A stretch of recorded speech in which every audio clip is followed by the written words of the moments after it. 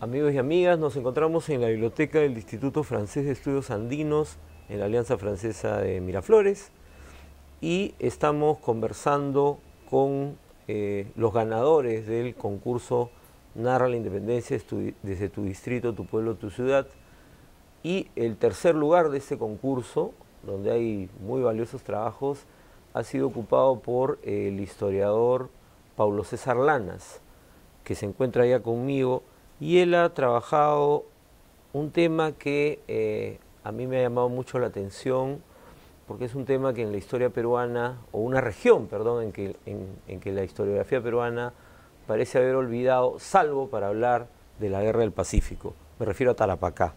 El título del trabajo es Una periferia del virreinato peruano durante las independencias, Tarapacá y los sucesos que la llevaron a su independencia peruana. Y el seudónimo era El Tarapaqueño. Pablo, un gusto estar contigo. Muchas gracias. Un gusto también estar acá en Lima, hace tiempo no venía. Y nada, esta oportunidad que se abrió es fenomenal. La aproveché inmediato y para mí es fundamental hablar sobre antes de la guerra en Tarapacá, porque es un episodio en la historia que ni recoge Perú, que tampoco recoge Chile, pero yo como tarapaqueño, como mi seudónimo lo dice, quise recogerlo y ya vemos un pequeñito grupo de colegas en esa zona que nos interesa hablar sobre el virreinato del Perú en Tarapacá y también sobre la República del Perú en Tarapacá. Paulo, píntanos un poco entonces cómo era esta región, que era pues la periferia, además del virreinato, como tú dices, ¿no? Y que como bien señalas ha sido olvidada por lo que fue la Guerra del Pacífico y todo el tema posterior. ¿Cómo era Tarapacá antes de la independencia, digamos? Y ahí entramos al tema de tu trabajo. La región de Tarapacá pertenecía, luego de las reformas borbónicas del siglo XVIII, a la Intendencia de Arequipa. Estaba sujeta administrativamente y eclesiásticamente a lo que era Arequipa. Era la última zona, como tú dices, del virreinato del Perú. Limitaba al sur con el río Loa, que es el límite entre la primera región de Tarapacá y la segunda región de Antofagasta, actualmente en Chile.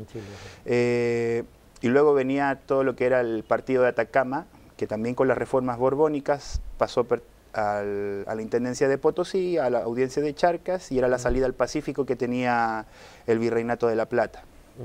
O sea, ahí confluían dos virreinatos, el de La Plata por el sur y por el norte Tarapacá, que pertenecía al Virreinato del Perú. Era una zona eminentemente minera, de pequeña población hispana, algo así de 500 personas, de un total de 8.000 que habitaban justo en los momentos en que se produce la independencia. El resto era población indígena, entiendo. Indígena era un 80, 85%, y entre medio habían unos mestizos para completar el 100%. A población afro también había en la localidad de Pica, un oasis en el desierto. Hay que recordar que Tarapacá es un desierto, es parte del desierto de Atacama, pero tiene pequeñas quebradas y algunos oasis, como un rosario de pueblitos, que está dentro de estos cursos de agua, que son muy aprovechados y que fue un gran problema para el establecimiento más fuerte o más numeroso de españoles en esa zona. El motivo principal era la minería, el motivo principal por qué los españoles iban ahí, minería de plata, Huantajaya, el mineral de Huantajaya, le dio una importancia, le dio un nombre dentro del contexto virreinal a Tarapacá, pero siempre fue una zona, como es periférica, de poco contacto, pero que sí estaba influenciada por Charcas culturalmente, está influenciada por Tacna, como la ciudad más importante, o Arica también, Tacna, Arica, y hacia el sur era un gran descampado, el desierto de Atacama, cerca de 800 kilómetros. Y esta sociedad tarapaqueña, ¿no? Tan pequeña, tan concentrada en una actividad, ¿cómo es que participa del proceso de la independencia? ¿Cómo reacciona? Porque frente a la caída del rey en España en 1808, es que todo comienza a moverse, ¿no? Así es, todo empieza a cambiar a partir de 1808. Se enteran que Napoleón invade España. Todo fluía en torno a a las noticias que los sacerdotes van a tener un rol muy importante. Eso te iba a preguntar, ¿no? ¿Cómo llegaba esta información? Pues, ¿no? Sacerdotes y arrieros. Bueno, y la vía oficial también, que a veces también se utilizaba, pero los sacerdotes y los arrieros van a tener un rol importante durante este proceso que inicia en 1808 y culmina en 1825 aproximadamente. No se está claro cuándo se constituye como Perú la zona, como zona de la República Peruana.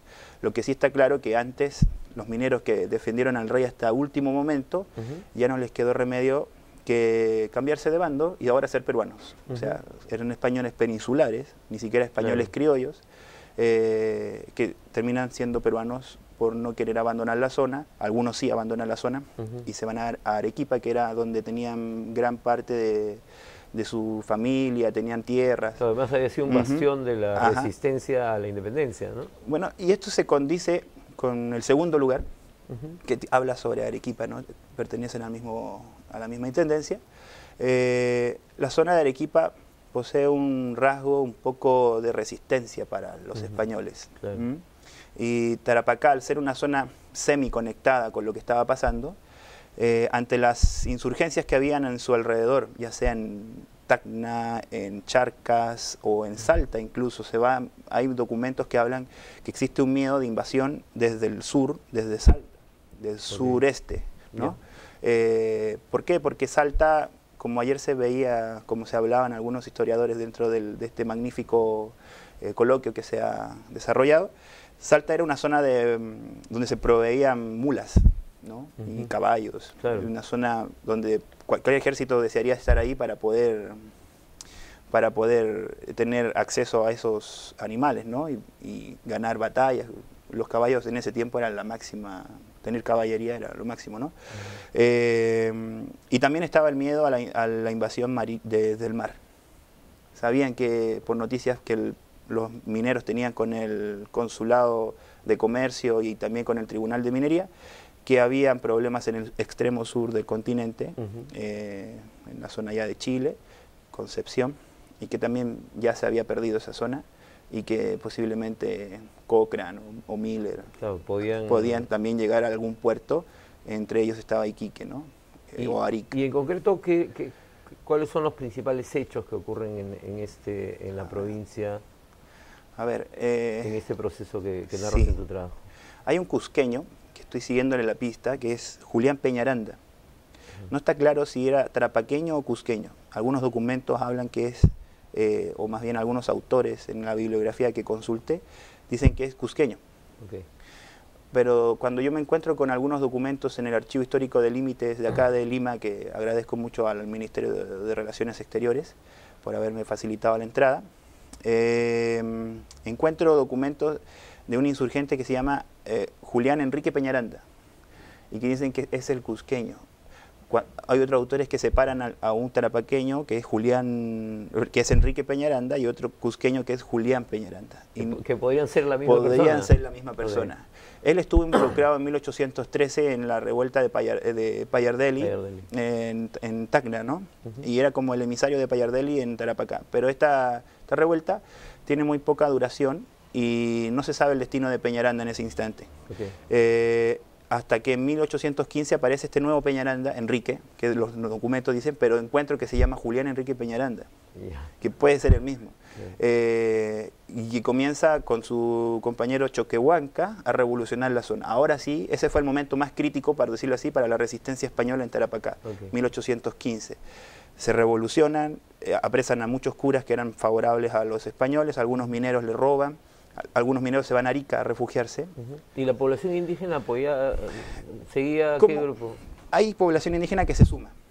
Que se suma entendiendo que este es un momento en que todavía la cognición de las poblaciones está entendiendo qué está sucediendo. O sea, nunca se entendió, nunca debemos pensar que habían dos bandos claros desde un comienzo.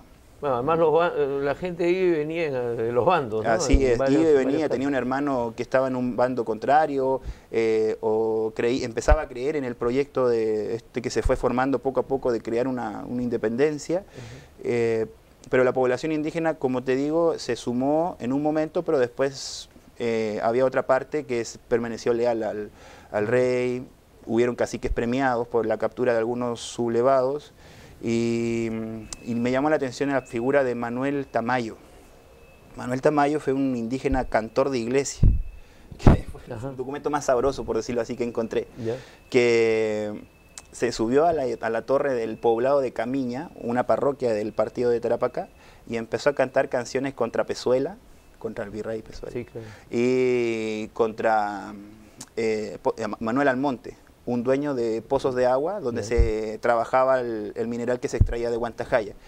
Que Manuel Almonte se había ido a Arica, al norte, y había sacado, o sea, había hecho leva de mucha población afro, y formó milicias con gente afro. Son esas milicias que en algún momento van a bajar a Tarapacá y van a ir terminando con esta revuelta. Eso es más o menos lo que ocurrió en esta zona, que muy desconocida en este espectro que empieza solamente en la Guerra del Pacífico, ¿no? Como decíamos al comienzo. Bueno, Pablo, yo quiero agradecerte, quiero felicitarte además, y ojalá que hayan no solo más concursos, sino también que la iniciativa que tú tienes con otros historiadores tarapaqueños siga produciendo la información y el conocimiento que necesitamos para entender esta provincia que ha sido parte importante y es parte importante de nuestras historias, ¿no? Y que entonces podamos entender mejor los procesos que se han vivido en esa región. Claro. Y felicitaciones. Muchas gracias. Muchas gracias.